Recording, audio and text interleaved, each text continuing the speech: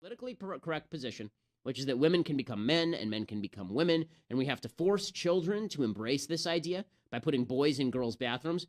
And then there's the politically incorrect position called science. Men are men, women are women, and you don't get to cross over by chopping off a few body parts or sewing a few of them on. And President Obama is pushing this particular viewpoint, and it really is important. I want to stop for a second and point this out. It is important. The transgender bathroom issue is important, not because of bathrooms, but because of transgenderism as a social construct, transgenderism as a concept, and the unmitigated attempts of the left to target your children in order to push their leftist agenda. So President Obama, always for the left, it has to be done through schools and through children. They always have to push the left agenda through children. It's always for the good of the kids. Of course, all that means is screwing with kids' heads, but it's all for the good of the kiddies. Now, the truth is that they say it's to protect transgender kids from bullying. First of all, there are 2 transgender kids in the United States. Second of all, even if you want to protect transgender kids from bullying, there's a very simple way to do that. Have teachers who don't tolerate bullying. Wasn't that easy? Look at that. That's amazing. You don't need to teach kids that heterosexuality and homosexuality are on moral par in order to stop bullying, and you don't need to teach them the idiocy that men can become women and women men in order to stop bullying. That's silly, but this is what the left says. Schools are the bullies here, okay? Barack Obama is the bully. He's saying he has to stop bullying. He has to make everybody feel comfortable. How about the 99.999% of the population in these school bathrooms who feels uncomfortable when somebody of the opposite sex walks in and they're unclad? How about the little girls who don't feel comfortable with a boy peeing next to them in the bathroom? Those people have to be made to feel like bigots and feel uncomfortable. So the bullying thing really goes both ways, but there's a lot less, but let's put it this way. The bullying of transgender kids is a lot less of an issue for our government and our society than the federal government bullying everyone in the United States into embracing the idea that an 18-year-old man walking into a 15-year-old girl's locker room is suddenly okay, which is what he's talking about. There's also something else that's I think worthy of examination here, and that is that this isn't really about protection of kids in any real way. What this really is about is indoctrination and perversion of children. That's really what this is about. The left always starts with kids. Notice, Obama didn't mandate this transgender bathroom nonsense. He didn't mandate this for the U.S. military. He didn't mandate it for federal government facilities. He mandated it for public schools. He mandated it for kids. Why? Well, supposedly it's because the left believes that sexual identity is unchanging and rigid, and sex itself, gender itself, is malleable.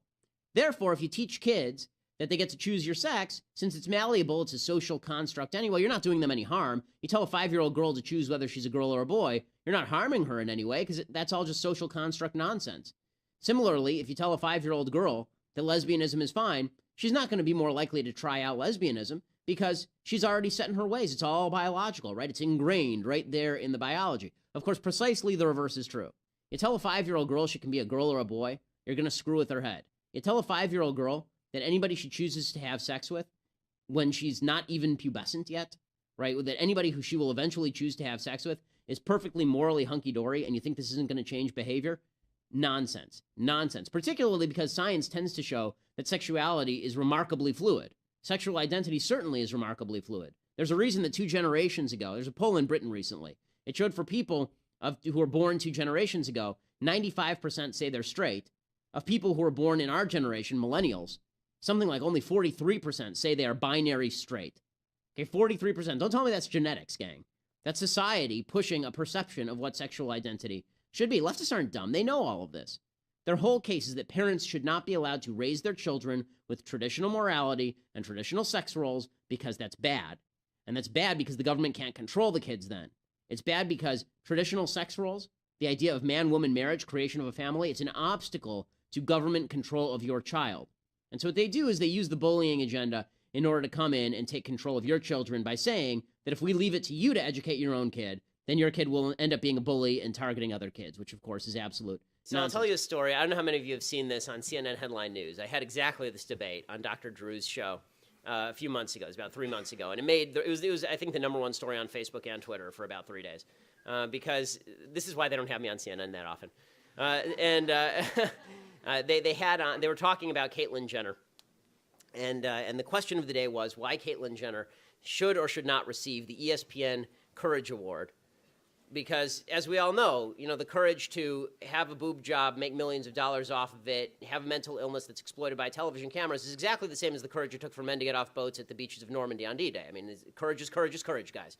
So they had me on this. They had me on this show, and they decided that they were going to seat me directly next to a transgender woman, meaning a man who is delusional and thinks he's a woman.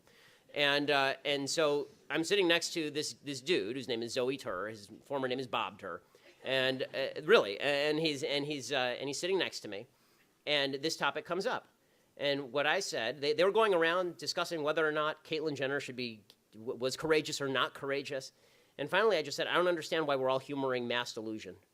Why is the public humoring a delusion? It's not kind to the mentally ill. It's terrible for the mentally ill. As somebody whose grandfather was schizophrenic, it would have been really, really quite terrible if the entire society had said to him, you know what, Nate, you're totally right. The radio is talking to you. Right? It wouldn't have been beneficial to him. It was much more beneficial to him that he was institutionalized, given lithium, and then healed, basically, and was able to live a decent life. The idea that transgender surgery accomplishes anything for people who are quote-unquote transgender is nonsense. The suicide rates are precisely the same before and after the surgery, and they are both in excess of 40%, which is unbelievably high. The idea that society is responsible for transgender suicide is absolute garbage. It is not true. Okay, the fact is that even they've done polls of this. There was a poll from the Anderson School at UCLA, and they found that even transgender people who say they're not questioned about being transgendered, they have exactly the same rate of suicidality, meaning that this is a mental illness, because that rate of suicidality is so far beyond anything that has ever been experienced in any population of humans ever. Seriously, the only comparable rate of suicide to the transgender community today is Jews living under Nazi German rule. That is the only time in human history that there has been that rate of suicide. So I promise you, transgenders are not being treated like Jews under Nazi German rule, so it clearly is not societal impact that is making people suicidal. What's making people suicidal is that this is a mental illness, and it is barbaric to suggest that a man can become a woman and a woman can become a man with a snip of the knife. It's horrifying, and it is mutilation, and it is brutal. And the people who are pushing this have no sympathy for the people who are actually suffering from it. They're forwarding mental illness. They're forwarding mental illness to kids because they want to teach this to children now. And this is one where you're on. I mean, these people. It is unbelievable to me that the left suggests that we're the party of anti-science. Okay, they are the party of vaccines are bad and men can magically become women through some magic man-to-woman machine, right? It's such utter nonsense. Every cell of Caitlyn Jenner's body has a Y chromosome, except ironically for his sperm cells, right? So the idea that these are women is just it's utter tripe. And I have to say, I am enjoying a little bit how the transgender movement is destroying feminism. That's kind of fun. Because the feminists have always argued that men and women are inherently different, right? Men and women are and women have a beautiful, unique thing to bring to the world. And then, of course, they say a bunch of other crap. But that's the part what they say is true. And now they're saying, but transgenderism says that men and women are exactly the same and can randomly shift. It's weird to hear Hillary Clinton, for example, say, Caitlyn Jenner is a beautiful, lovely woman, and then in the same sentence say, and we need a woman president. It's like, well, that's kind of weird. Why? If men and women are exactly the same, then why do we need a woman president? Right? Men and women are exactly the same. So Barack Obama, without any changes to himself, but if Obama really wanted to jack her in this election, he would do that. He'd come out 2 days before the election and he'd say, I'm the first woman president. Right? And change nothing about himself, right? Because transgenderism suggests you don't have to make physical changes, you don't have to change your dress, you don't have to change anything.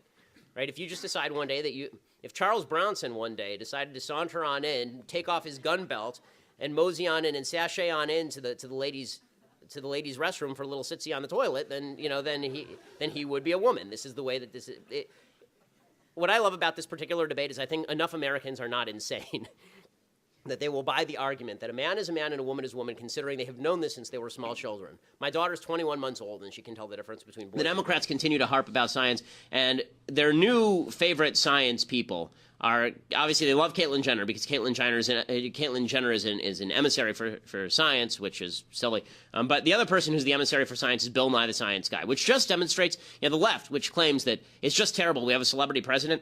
The person that they are trotting out as their lead spokesperson for science is a guy with a mechanical engineering degree from Cornell, right, in like 1979. That guy is the scientist who they think is the expert on all things scientific, and that means that Bill Nye is pushing his version of science. What does his version of science look like? Well, again, he has this idiotic show on Netflix called Bill Nye Saves the World, and as I said yesterday, spoiler alert, he doesn't.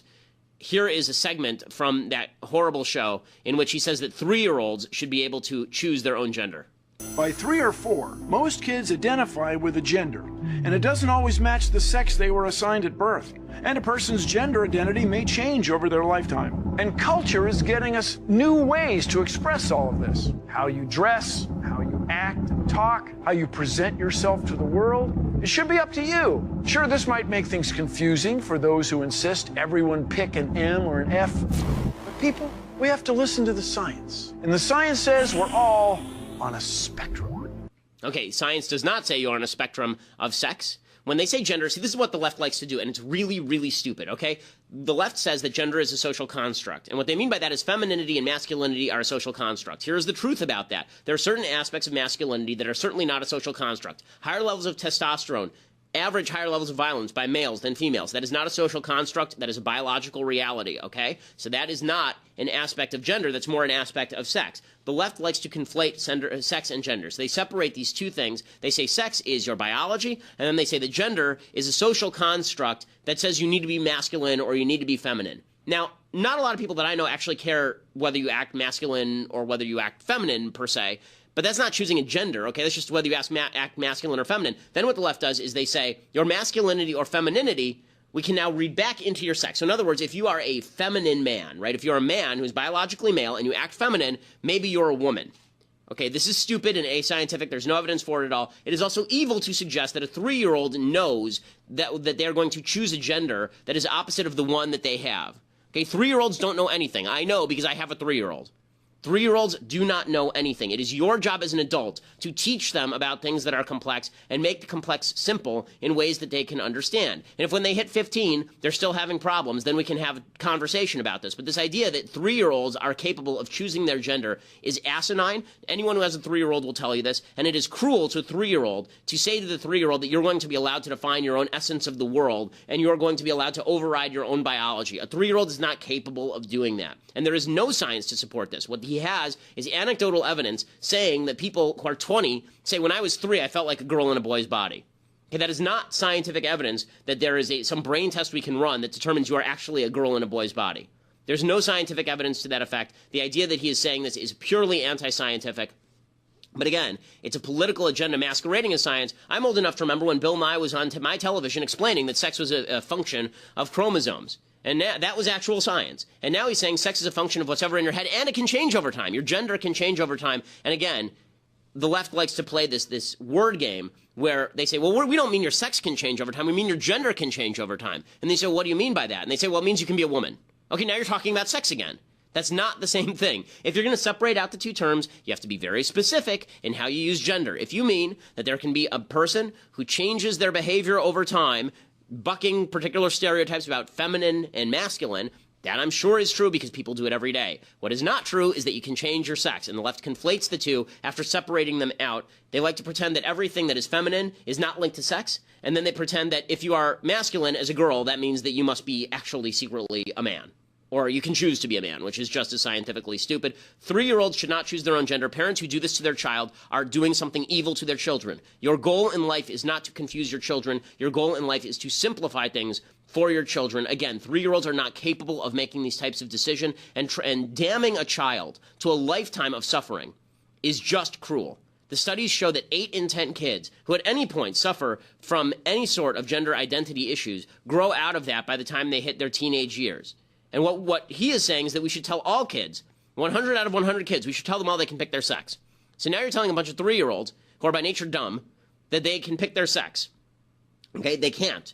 And it is a lie. And then beyond that lie, you're now confusing 100 3-year-olds. Let's take it statistically. Let's even pretend that Bill Nye was right. Okay, let's pretend that it's biologically decided that you're a boy in a girl's body or some such nonsense, which is just not true. And again, there's no scientific evidence to suggest that you're a boy in a girl's body. In fact, even the people who say that brain scans show differences between transgender people and people who are not transgender, even those say that it is a transgender brain, but it does not mean that you have a woman's brain in a man's body. It just means that you have differences from the traditional male brain. Even that is really really scanty evidence, but that's the furthest that good scientists will go. And to say anything different is just not scientific.